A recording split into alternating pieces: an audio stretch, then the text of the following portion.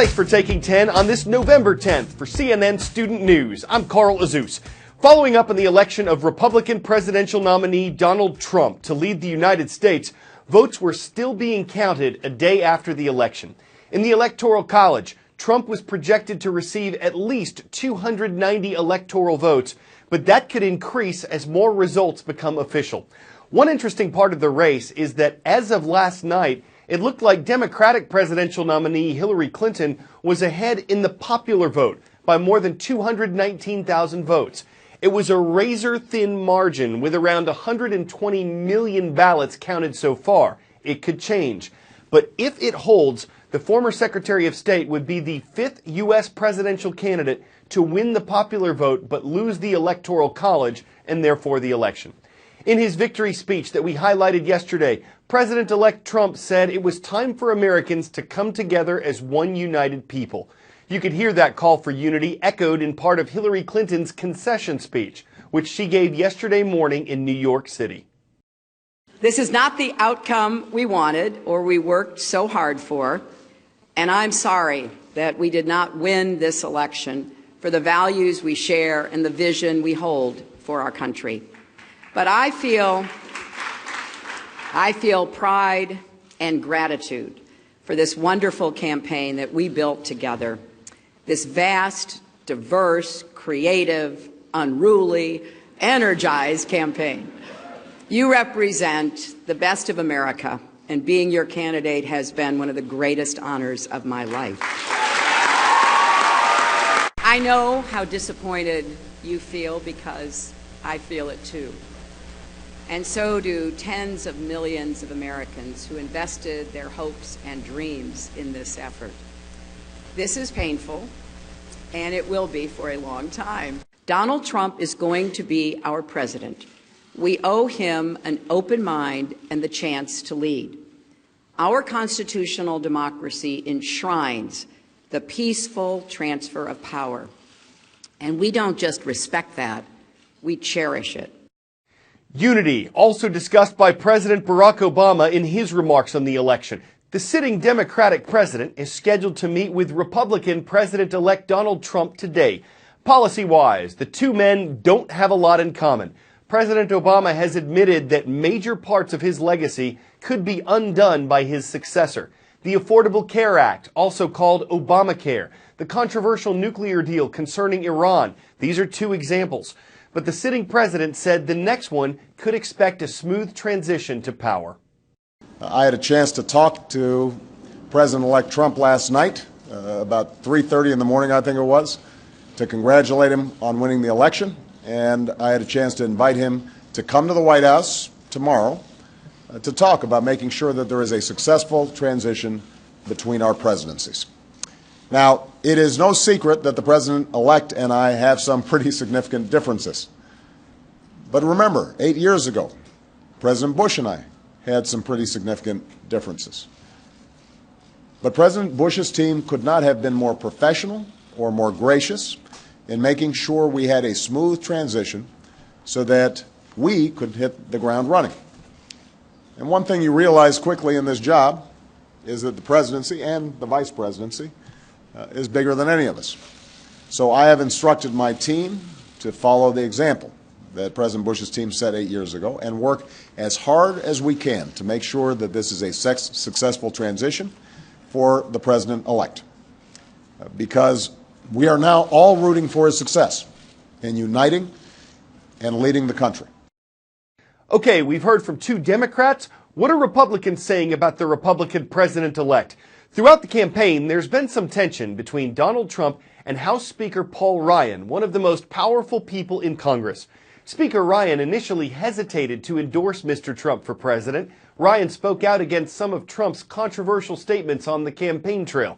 But with the election giving Republicans control of the White House, the House of Representatives, and the Senate for the first time since 2006, Speaker Ryan also discussed unity yesterday and praised Donald Trump's efforts. Let me just say, this is the most incredible political feat I have seen in my lifetime. He connected in ways with people no one else did. He turned politics on its head. And now, Donald Trump will lead a unified Republican government. And we will work hand in hand on a positive agenda to tackle this country's big challenges. From political perspectives to financial ones, here's how a few stock markets reacted to the U.S. election. Investors generally don't like uncertainty. When global events are uncertain, they tend to sell stocks and stock markets drop. On the campaign trail, Donald Trump had spoken out against some American trade agreements with other countries. So when he was elected, the uncertainty over what he'd do as president triggered drops in international markets, starting with Asia. As the sun made its way around to Europe, stocks there dropped as well, though soon afterward many recovered. Overnight, it looked as though the U.S. stock market would plunge. But things had calmed down by Wednesday morning as America's political future became more clear. Some of the uncertainty from the U.S. election was gone. Investors were buying again, driving stocks up. And the Dow Jones Industrial Average of 30 significant stocks ended the day up 257 points, what a market expert called a very warm welcome for the president-elect. Tensions stuck around concerning Mexico, though. The border country's economy is heavily dependent on trade with the U.S., and Trump has threatened to get rid of a trade agreement between the U.S., Mexico, and Canada. One of the headlines in a Mexico City newspaper this morning simply reads, "A temblar," it's time to tremble. The news of Donald Trump being elected president in the United States is sending shockwaves here through the country of Mexico, where many people fully expected Hillary Clinton to win the election. But now today on Wednesday, they're waking up to the news that it is Donald Trump who is president-elect. The president of Mexico, Enrique Peña Nieto, sending out a conciliatory message and statement already this morning to Donald Trump, saying that Mexico and the United States are friends, that they should work together, and they look forward to working with Donald Trump here in the future.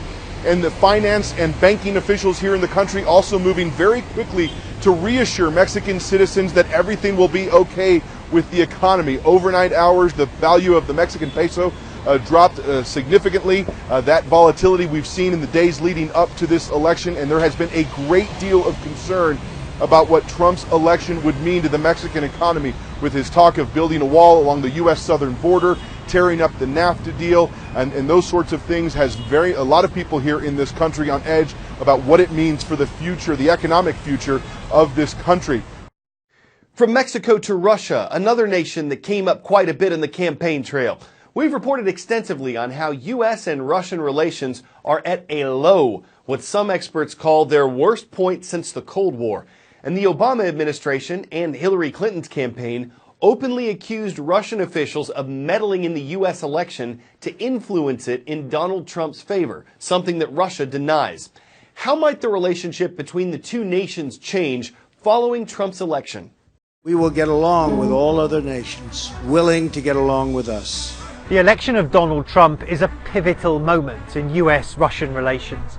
The Kremlin has welcomed the vote, expressing hope for a top-to-bottom review of issues that have poisoned ties between these two former Cold War rivals.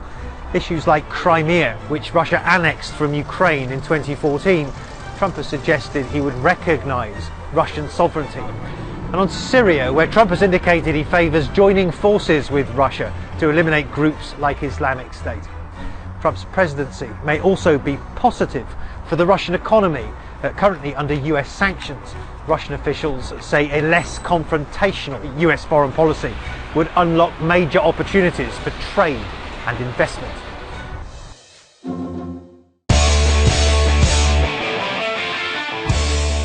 Well, before we go, one thing everybody loves is cake. A cake maker in New Jersey recently baked up one to look like Donald Trump. And when it was delivered to Trump Tower in New York City, the video captured went viral.